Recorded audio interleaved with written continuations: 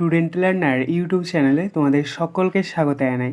আজ আমাদের আলোচ্য বিষয় পঞ্চম শ্রেণীর স্বাস্থ্য ও শারীরশিক্ষা বিষয়টির সেকেন্ড সামেটিভ এক্সাম অর্থাৎ দ্বিতীয় পর্যায়ক্রমিক মূল্যায়নের একটা উত্তর সহ নমুনা প্রশ্নপত্র নিয়ে। ফুল মার্কস তোমাদের থাকবে 30, যেখানে 15 নাম্বার তোমাদের রিটেন ও 15 নাম্বার প্র্যাকটিক্যাল। সময় তোমাদের থাকবে 30 মিনিট। এই প্রশ্নপত্রের সমস্ত প্রশ্নগুলি তোমাদের দ্বিতীয় পরীক্ষার জন্য ভীষণ গুরুত্বপূর্ণ, তাই তোমরা ভিডিওটি প্রথম থেকে শেষ অবধি সম্পূর্ণ দেখবে। সরাসরি স্ক্রিনে তোমরা উত্তর সহ নমুনা প্রশ্নপত্রটা দেখতে পাচ্ছ। 1. সঠিক উত্তরটির মাথায় টিক চিহ্ন দাও। হাফগণিত 4 = 2। ক. সোয়াবিনে প্রচুর পরিমাণে থাকে শর্করা না ফ্যাট? সঠিক উত্তর হবে ফ্যাট, এটার উপরে আমরা টিক চিহ্ন দেবো। খ.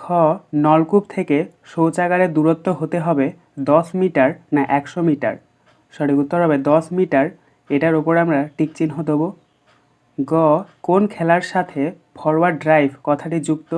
ফুটবল না ক্রিকেট? সঠিক উত্তর হবে ক্রিকেট, এটার ওপর আমরা টিক চিহ্ন দেবো। ঘ. শিক্ষার্থীদের ফলিক অ্যাসিড ট্যাবলেট খাওয়ানোর কাজ করবে খাদ্যমন্ত্রী না স্বাস্থ্যমন্ত্রী? সঠিক উত্তর হবে স্বাস্থ্যমন্ত্রী, এটার ওপর আমরা টিক চিহ্ন দেবো। 2. এক কথায় উত্তর দাও। 1 × 5 = 5। ক.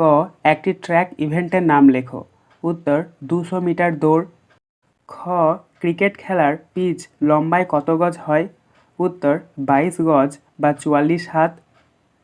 গ. খো খো খেলায় একটি দলে মোট কতজন খেলোয়াড় থাকে? উত্তর 11 জন। ঘ. কোন খাদ্য থেকে প্রোটিন পাওয়া যায়? একটি উদাহরণ দাও।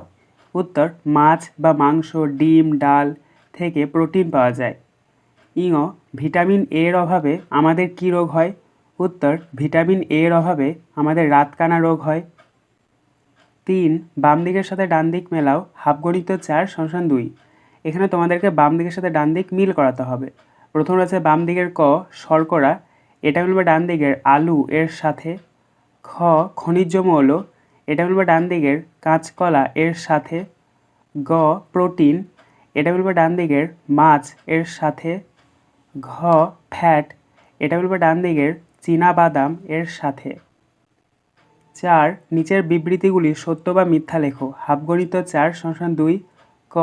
দৌড়ের শুরু থেকে শেষ পর্যন্ত হাতের সঞ্চালন স্বাভাবিক ও দ্রুত থাকবে, এটা হবে সত্য। খ. লোভের পরিমাণ ছড়াটি নীতিশিক্ষামূলক, এটা হবে সত্য। গ. মিড ডে মিল খাওয়ার পরে সাবান দিয়ে হাত ধুতে হয়, এটা হবে সত্য। ঘ.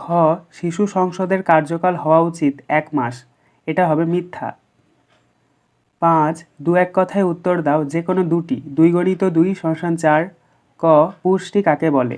উত্তর যে প্রক্রিয়ায় জীবদেহ খাদ্য উপাদান গ্রহণ, পরিপাক, শোষণ ও আত্তীকরণের মাধ্যমে শরীরের বৃদ্ধি ঘটায়, ক্ষয়পূরণ করে এবং রোগ প্রতিরোধ ক্ষমতা বাড়ায়, তাকে পুষ্টি বলে। খ. কয়েকটি শর্করা জাতীয় বা কার্বোহাইড্রেট খাদ্যের নাম লেখো।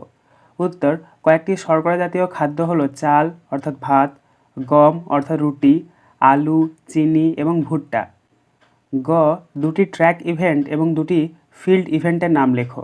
উত্তর দুটি ট্র্যাক ইভেন্ট 100 মিটার দৌড় এবং 400 মিটার দৌড়।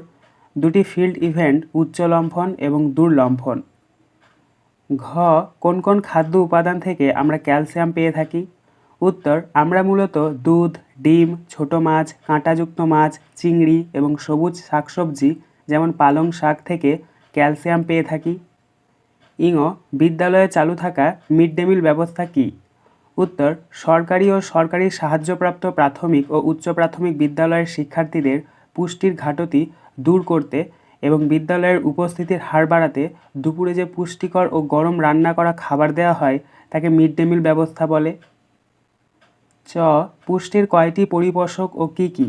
উত্তর পুষ্টির প্রধান পরিপোষক বা পুষ্টি উপাদান হলো 6টি, যথা 1 নাম্বার শর্করা বা কার্বোহাইড্রেট, 2 নাম্বার প্রোটিন, 3 নাম্বার স্নেহ পদার্থ বা ফ্যাট, 4 নাম্বার খনিজ লবণ, 5 নাম্বার ভিটামিন এবং 6 নাম্বার জল।